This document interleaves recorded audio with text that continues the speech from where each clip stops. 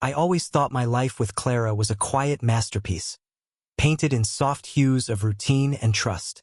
We'd been married 12 years, living in a modest house on the edge of town, where the trees whispered secrets to the wind. I'm Daniel, a man of simple habits. Coffee at dawn, a mechanic's job by day, and evenings spent tinkering with old radios in the garage. Clara was the heartbeat of our home, a woman with sharp green eyes and a laugh that could melt frost. She worked at the library, surrounded by books that smelled of time, and I loved how she'd come home with stories clinging to her like dust. We weren't perfect, but we were steady, or so I believed. It started with a flicker, a shadow I couldn't place. Clara began staying late at the library, claiming they were digitizing archives. I didn't question it. Why would I? She'd always been diligent, her fingers stained with ink from handling ancient pages. But then came the nights she'd slip in after midnight, her hair slightly mussed, her cheeks flushed in a way that didn't match the chill outside. I'd ask, casual as ever, "Long day?" She'd nod, her smile tight, and vanish into the shower. The water ran longer than usual, washing away something I couldn't see. One evening, I found a receipt in her coat pocket. It wasn't from the library or the grocery store. It was from a diner 30 miles away, a place we'd never been together. The date was a Tuesday, a night she'd said she was working late. 2 coffees, 2 meals. My chest tightened, but I told myself it was nothing. Maybe a coworker, a friend. Clara wasn't the type to stray. She'd always said I was her anchor, her North Star. I folded the receipt and tucked it back, letting the doubt simmer. The next clue wasn't subtle. I was in the garage, fixing a radio, when her phone buzzed on the workbench. She'd left it there, something she never did. The screen lit up with a message. "Missed you last night. Same spot tomorrow." No name, just a number. My hands froze, the screwdriver trembling. I didn't unlock it. Didn't need to. The words burned into me. A quiet explosion.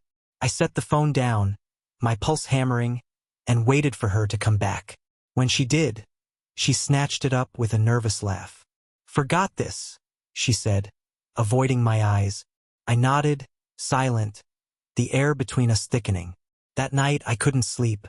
Her breathing was soft beside me, but it felt like a stranger's rhythm.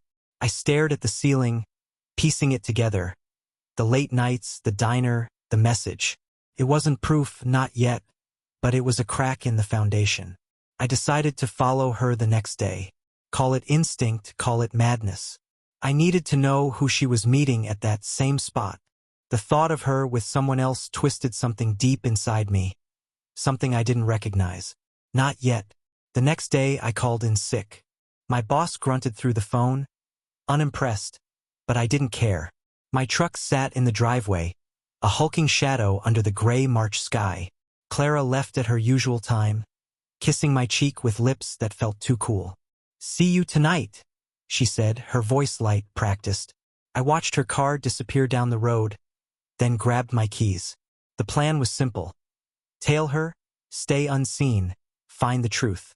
My hands shook as I turned the ignition, the engine's rumble mirroring the storm in my gut. She didn't go to the library. I followed at a distance, her silver sedan weaving through town, then out toward the highway. The diner from the receipt flashed in my mind, but she passed that exit. 30 minutes later, she turned into a gravel lot beside a rundown motel, the kind with flickering neon and curtains that never opened. My truck idled across the street, hidden by a row of pines. She parked, stepped out, and smoothed her skirt. My Clara, in a place like this.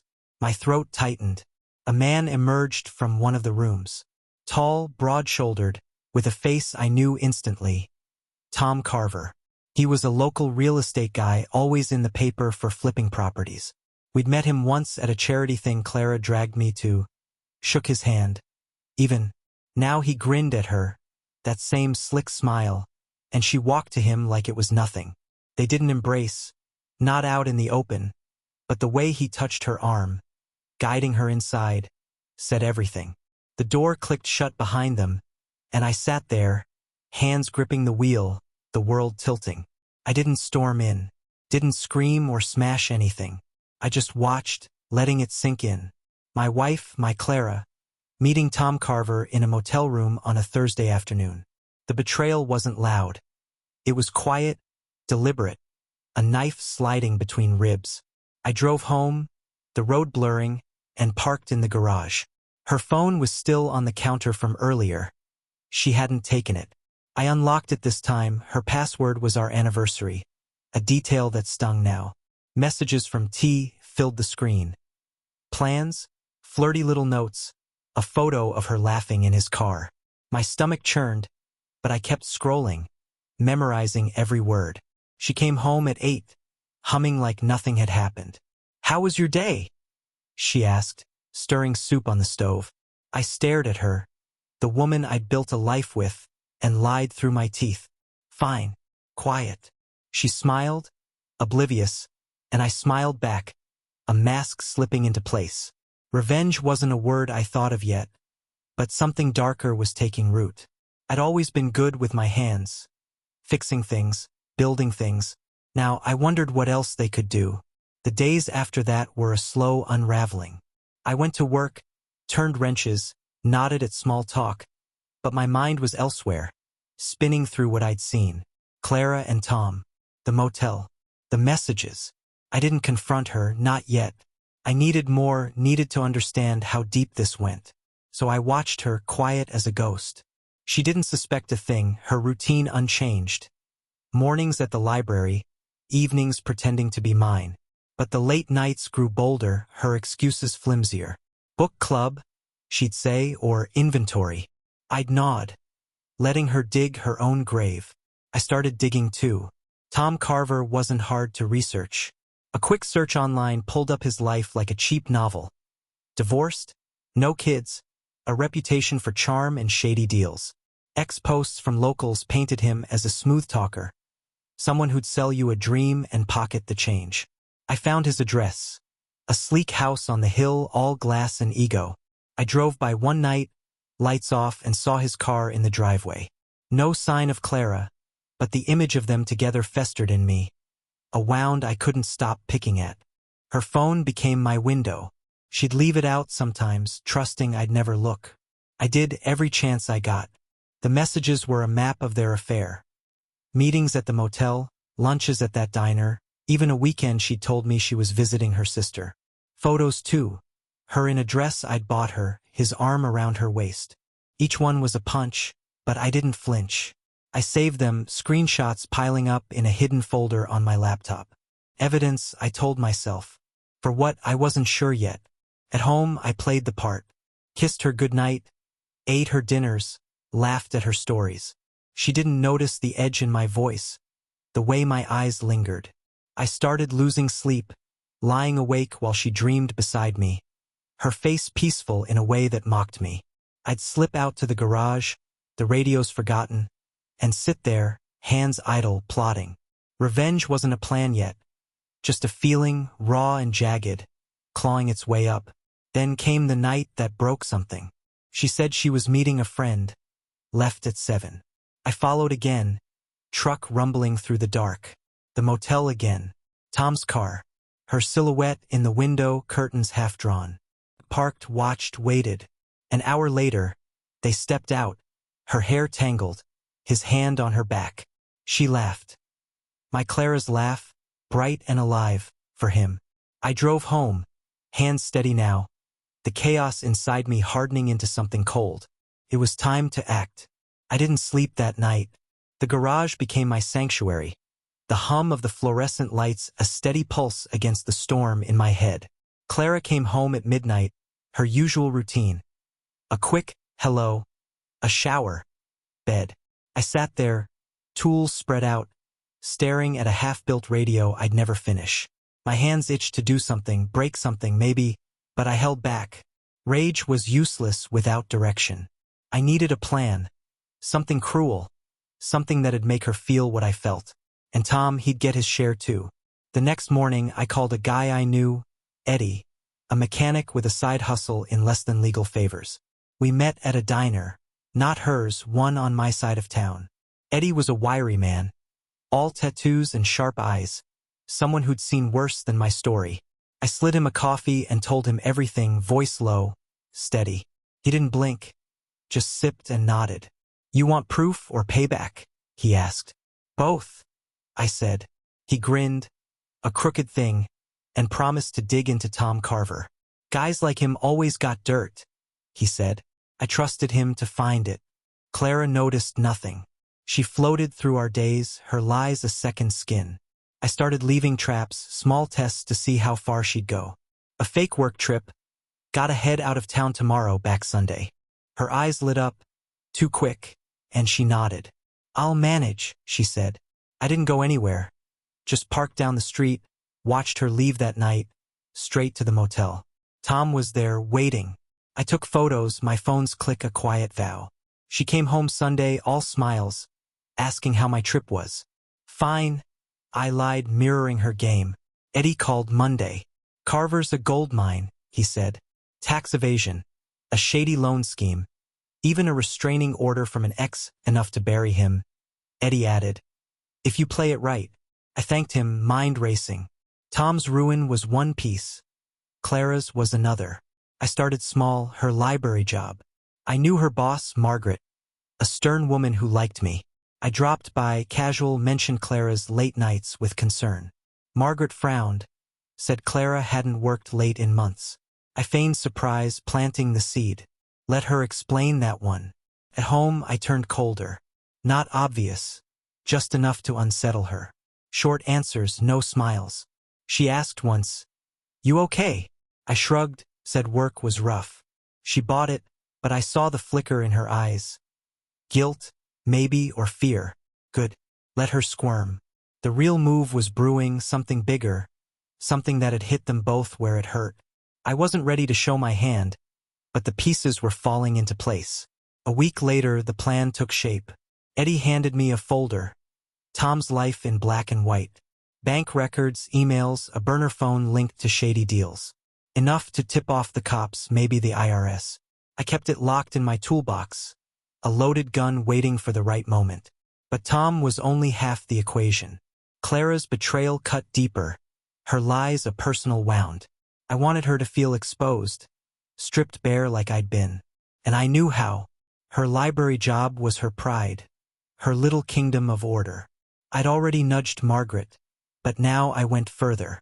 I called in a favor from a buddy at the local paper, a guy who owed me for fixing his car.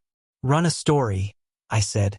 Anonymous tip, librarian misusing funds, late-night meetings. I fed him just enough. Dates, times, vague hints tied to Clara's absences. Nothing direct, nothing traceable. The article hit the next day, a small piece buried on page 3, but it spread. Whispers at the library, sidelong glances. Clara came home fuming. Someone's spreading lies. I played dumb, stirred my coffee, let her rant. She didn't suspect me, not yet, but the pressure was building. Margaret called her in, asked questions. Clara's excuses stumbled. She wasn't good under scrutiny. I listened from the hall as she paced, muttering about fixing this. Then Tom called. I tapped her phone by then, a trick Eddie taught me. They're on to something, she hissed. His voice crackled. Calm. Relax. It's nothing. Wrong, Tom. It was everything. I struck again, quieter this time. Her car, her precious sedan.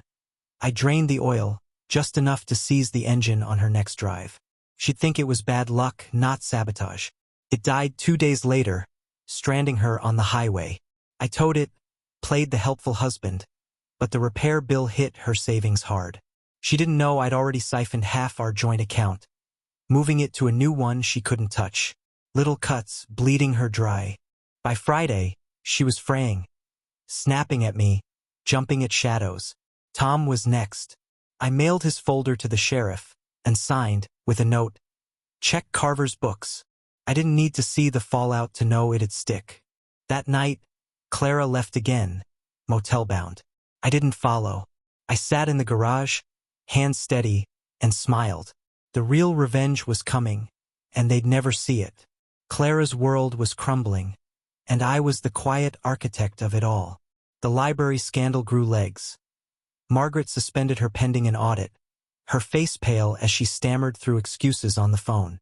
I overheard it all, leaning against the kitchen doorway, sipping coffee like it was just another morning. "It's a misunderstanding," she kept saying, her voice cracking. I didn't react, didn't offer comfort. She glanced at me once, searching for something, support maybe, but I gave her nothing, just a blank stare. Let her drown in it. Tom's turn came faster than I expected. The sheriff's office moved quick on my tip. Eddie said they raided his house Tuesday night.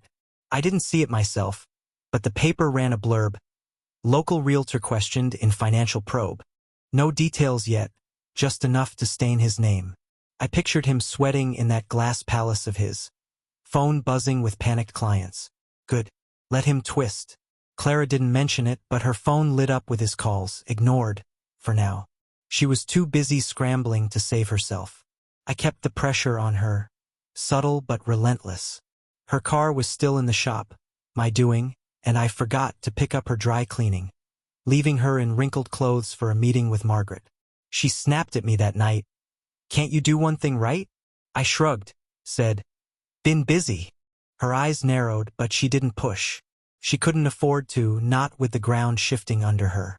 I'd already swapped her coffee for decaf, a petty jab that left her sluggish, off balance. Small things stacking up. The motel meetings stopped. I checked, drove by one night, truck idling in the dark. Tom's car wasn't there, and hers stayed home. Maybe the heat on him scared her off, or maybe she sensed something closing in. Didn't matter. I had enough. Photos, messages, a timeline of her lies. I printed it all. A thick stack I hid in the garage behind an old paint can. Evidence wasn't for the law, it was for her when the time came. I wanted her to see it, to know I'd watched her unravel herself. That night, I cooked dinner, her favorite, pasta with garlic bread. She ate, wary, like she could taste the edge in me. "You're quiet," she said, fork hovering. "Just thinking," I replied, meeting her eyes. She looked away first, and I smiled inside. The meal was a trap. Olive oil spiked with something Eddie gave me, nothing lethal, just enough to knot her stomach for days. She'd think it was food poisoning, blame the restaurant we never went to. By morning, she was hunched over the sink, pale and trembling. I handed her water, all concern, and watched her sip my lie. Clara stayed home, too sick to fight the library mess. I called Margaret for her, voice soft, apologetic. "She's under the weather." Margaret clucked her tongue, said they'd manage. I hung up, knowing they wouldn't, not with the audit tightening. I'd slipped an email to the board from a burner account, hinting at missing funds tied to Clara's desk. No proof, just smoke, but enough to fan the flames. She'd built that job into her identity. I'd turn it to ash. Tom's downfall was louder. Eddie texted me, "Cop's got his laptop. He's cooked." I drove by his office that afternoon, saw the closed sign swinging in the wind, a couple of suits poking around. His charm wouldn't save him now. Those records I'd sent were a noose, and he'd tied it himself with years of greed. I wondered if Clara knew yet, if she'd try to call him. Her phone was silent, though. Maybe she was cutting ties, or maybe he was. Either way, she was alone now, just like me. I upped the game at home. Her keys went missing. I tossed them in the storm drain, forcing her to beg rides from friends. She hated asking, hated the pity in their voices. I watched her pace the porch, phone pressed to her ear, snapping at someone to hurry. When she came in, I offered to drive her next time, all innocence. "No thanks," she muttered, avoiding me. Perfect. Let her isolate herself. I'd make sure no one stayed close. The sickness lingered, thanks to Eddie's trick. She blamed everything but me, bad takeout, stress, the flu. I kept her water-laced, just a drop, keeping her weak. She'd shuffle around, hollow-eyed, complaining about the cold. I'd crank the heat, then forget to pay the bill. Another call she'd have to make, another humiliation. The house grew chilly, her breath visible as she curled under blankets. I slept fine, used to the garage's bite. She didn't notice I'd stopped sharing her bed. By Friday, she was a ghost of herself, thin, jumpy, muttering about conspiracies. "Someone's out to get me," she said over breakfast, her toast untouched. I nodded, slow, like I cared. Who'd do that? I asked, voice flat. She didn't answer, just stared at her plate. The seed was planted. She knew something was wrong, but not the source. I leaned back, sipping coffee, and let her stew. The real blow was coming, and she'd never see it. The library fired her that week. Margaret called, voice clipped, said the audit found irregularities. Clara sat on the couch, phone limp in her hand, eyes red. They think I stole, she whispered. I stood in the doorway, arms crossed, and said, that's rough. No hug, no questions. Just enough to keep her talking. She didn't. She cried instead, quiet sobs that grated on me. I'd loved that sound once when it was for us. Now it was hers alone, and I let it echo. Tom's name hit the front page. Realtor charged in fraud scheme. I left the paper on the table open and watched her see it. Her face froze, a deer in headlights. Then she folded it shut too fast. Awful news, I said, casual, pouring coffee. She nodded, mute, and I knew she was connecting dots. Wrong ones, but enough to rattle her. His arrest was my doing, but she'd never prove it. The cops had him cold. Eddie said he'd squeal, but not about me. I covered my tracks. I hit her where it hurt next, her family. She'd always been close to her sister, Ellen, a nosy type who'd never liked me. I called Ellen from a payphone, voice disguised, and spun a tale. Clara's affair, her stealing from work, her lies. I mailed photos too, those motel shots, blurry but clear enough. Ellen called Clara that night, furious. I listened from the stairs as Clara begged, it's not true. Ellen didn't buy it. The line went dead, and Clara threw the phone, screaming. I stayed silent, a shadow in her chaos. The house became a cage. No car, no job, no heat. She was trapped, and I tightened the bars. I lost her debit card, canceled her credit without a word. She'd find out when the grocery clerk swiped and frowned. I'd shrug, say, bank must have messed up. She'd glare. But what could she do? Her savings were gone, mine now tucked away. She'd ask soon, and I'd have an answer ready, one that'd cut deeper than silence. That night, she cornered me. What's going on, Daniel? Her voice was sharp, desperate. I met her eyes, calm as stone. What do you mean? She faltered, hands trembling. Everything's falling apart. I stepped closer, voice low. Maybe it's you. She flinched, backed off, and I turned away. The truth was clawing at her, but she wasn't ready to face it. The endgame was near, and it'd be brutal. Clara stopped fighting the collapse. She barely left the couch, wrapped in a blanket, staring at nothing. The house smelled of neglect. Dishes piled up, her hair unwashed. I didn't clean, didn't cook. Let her sit in it. Her phone rang sometimes. Friends checking in, but she'd let it die, too tired to lie anymore. I'd walk by, boots loud on the floor, and she'd flinch. Good. Fear was a start. Tom's trial date was set. Eddie said he'd named names, none mine. The news showed his face, thinner now, eyes hollow. Clara saw it too. I left the TV on, volume up. She didn't cry, just watched, lips tight. I wondered if she missed him, if she blamed him for this. She should have blamed herself. I'd mailed his wife those photos too, ex-wife technically, knowing she'd spread them. Small-town gossip was a wildfire. Clara's name was singed now, tied to his ruin. I struck her pride next. She'd always loved her garden. Those roses she'd tended like children. I waited for a cold night, then doused them with salt water. Slow death, not fast enough to suspect. By morning they wilted, brown and limp. She saw them from the window, gasped, and ran out in her robe. What happened? She cried, hands in the dirt. I stood on the porch, shrugged. Weather, maybe. She knew better. Her eyes flicked to me, searching, but said nothing. Doubt was my weapon now. Her money ran dry. The grocery card bounced. She came home empty-handed, fuming. Where's our savings? She demanded. I leaned on the counter, slow, deliberate. Moved it. Safer that way. Her face twisted. Safer from what? I smiled, cold. You tell me. She stormed off, slamming doors, but she couldn't touch it. My name, my account. She'd beg soon, and I'd make her crawl. That night, I left the stack of evidence on the table: photos, texts, timelines. She found it at dawn, hands shaking as she flipped through. Daniel? She whispered, voice breaking. I walked in, calm, and sat across from her. You've been busy, I said. She didn't deny it, just stared, tears falling. I leaned forward, voice ice. You're done, Clara. She sobbed, begging, but I walked out. The trap was set. The kill was next. Clara broke that morning. She followed me to the garage, voice raw, pleading.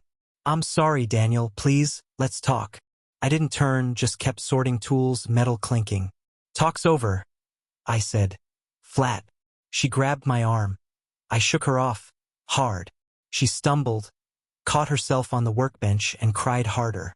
It was a mistake, she shouted. Mistake. 12 months of lies.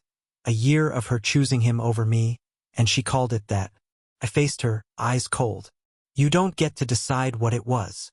She stayed home all day, a wreck. I didn't care. Left for work. Let her stew. When I got back, she'd cleaned the evidence off the table like that'd erase it. Didn't. I'd made copies, stashed them safe. She cooked dinner, hands shaky, trying to play wife again. I ate in silence, left the plate, walked out. She followed, desperate. What do you want from me? I stopped, turned. Nothing you've got left. Her face crumpled, and I felt nothing. Tom's plea deal hit the news, 5 years, maybe less with good behavior. I left the article out, circled his name. Clara read it, went pale, and locked herself in the bathroom. I heard her retching, Eddie's trick still working, or maybe just shame. Didn't matter. I called Eddie, set the final piece. Need a favor, I said. Big one. He laughed. Dark. Name it.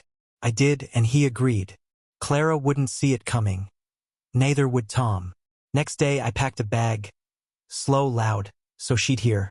She watched from the hall, eyes wide. Where are you going? She asked, small. Out, I said, zipping it shut. She didn't stop me, just stood there. Lost. I drove to Eddie's, dropped the bag, and we worked late. The plan was simple, brutal. Frame her for Tom's mess. Forged receipts, her signature, Eddie knew a guy. Planted in her car, her desk, her life. Cops would find it, connect her to his fraud. She'd fall with him. I came home at midnight. She was awake, waiting, eyes swollen. Daniel, please, she whispered. I dropped the bag, stared her down. You're finished, Clara. Tomorrow you'll see. She froze, breath hitching, and I walked past. The trap snapped shut in my mind. Her ruin, his ruin, my hands clean.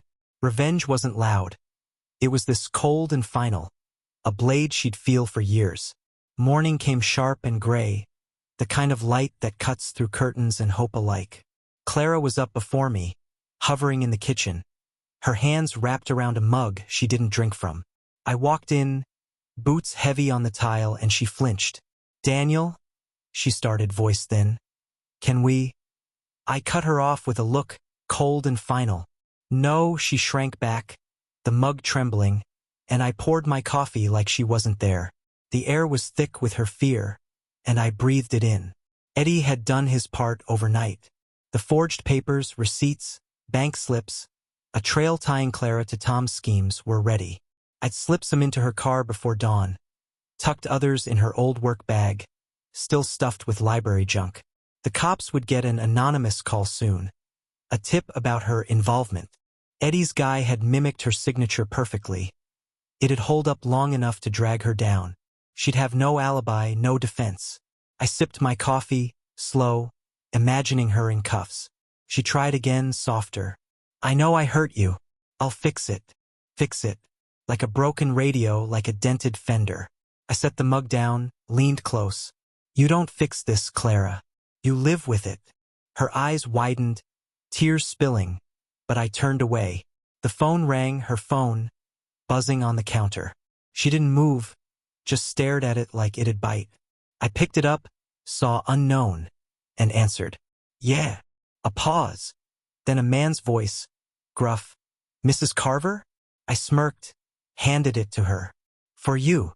She took it, pale, and I walked out as she stammered into the line. The call was nothing, just a wrong number. But it rattled her more, and that was enough. I drove to the garage, met Eddie. "It's done," he said, tossing me a burner phone. "Tips in an hour. They'll search by noon." I nodded, paid him cash, last of our joint stash, and drove back, slow, letting the clock tick. When I got home, she was pacing, muttering about mistakes and starting over. I sat on the couch, boots up, and watched her unravel. She didn't know the half of it yet. The sheriff's car pulled up at 11:47. I saw it from the window, 2 deputies climbing out, faces set. Clara froze mid-step, breath catching. "Daniel?" she whispered, pleading. I stood, opened the door before they knocked. "Morning," I said, calm. They asked for her, and I stepped aside, gesturing. "She's right there." Her scream was small, choked as they read her rights, something about fraud, conspiracy. She looked at me, wild-eyed, begging for help. I shrugged. "Told you it was over." They searched the house, methodical, tearing through her things. The car was next, those papers I'd planted lit up like a flare. One deputy held up a receipt, glanced at her signature, then at her. "This yours?" he asked. She shook her head, frantic. "No, I don't." "Daniel, tell them." I crossed my arms, voice flat. "Don't know anything about it." Her knees buckled, but they caught her, cuffed her hands. She sobbed as they led her out, neighbors peeking from curtains. I waved, casual, like it was nothing. The story hit fast. Small town, big scandal. Clara and Tom, the disgraced librarian and the crooked realtor, tangled in a web of deceit. The paper ran at front page, her name bold next to his. I left a copy on the table, circled her photo, and waited. Ellen called me that night, voice shaking. "Did you know?" she asked. I lied smooth. "Not till it was too late." She cursed Clara, hung up. Family cut off, friends gone, her world was dust now. I sold the house quick, cheap, to a flipper who didn't ask questions. Packed my tools, my radios, and moved to a cabin an hour north. Quiet, isolated, mine. Clara's stuff I burned in the backyard before I left. Her dresses curling black in the fire. The roses were long gone, the garden a graveyard. I kept one thing, her wedding ring, found in a drawer. Melted it down later, made a keychain.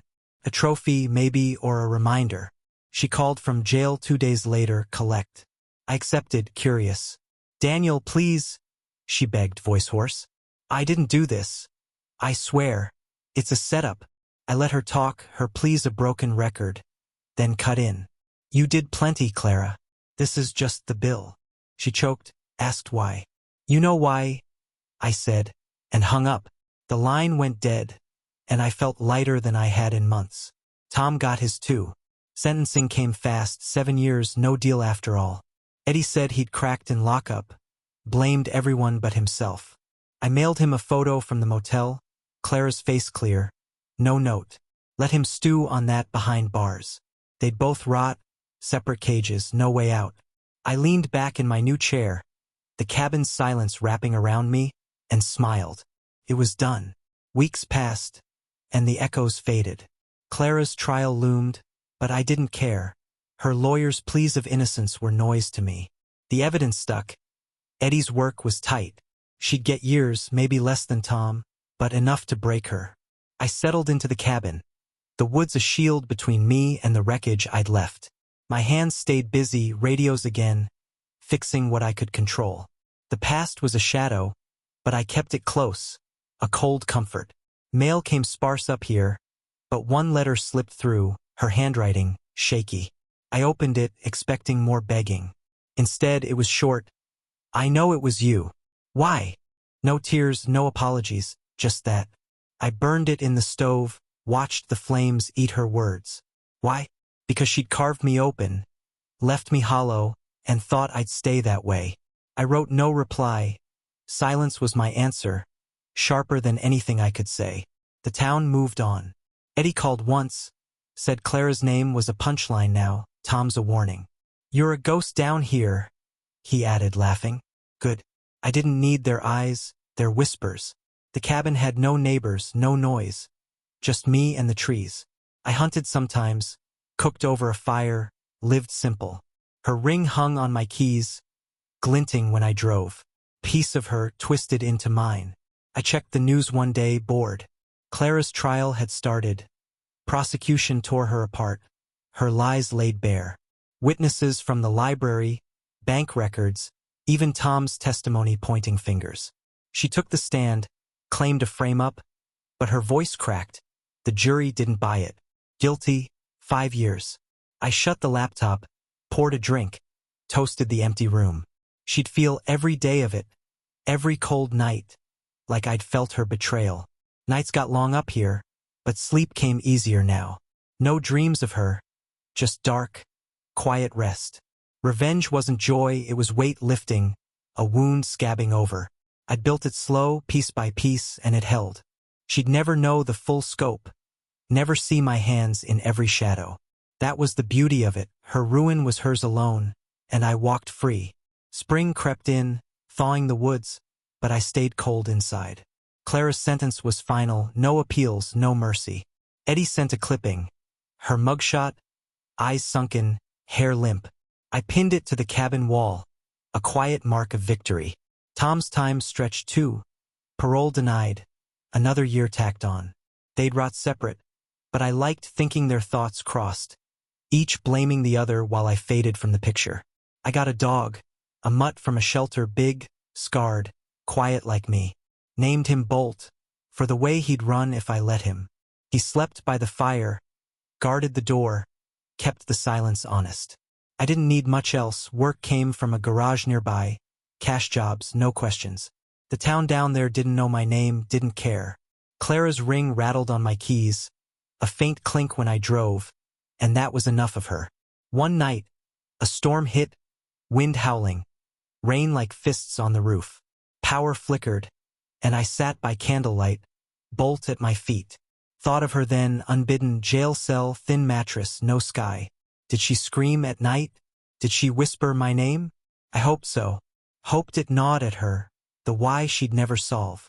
The candle burned low, and I let it die, darkness settling like a friend. A package came later, no sender. Just a book. One she'd loved from the library, pages worn. Inside, a note in her scrawl.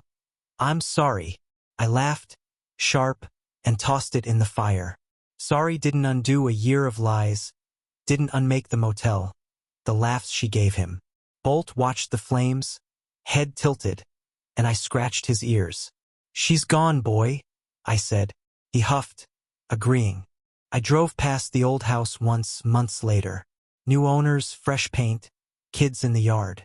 The roses were dug up, replaced with grass. It looked alive again, like I'd cut out the rot.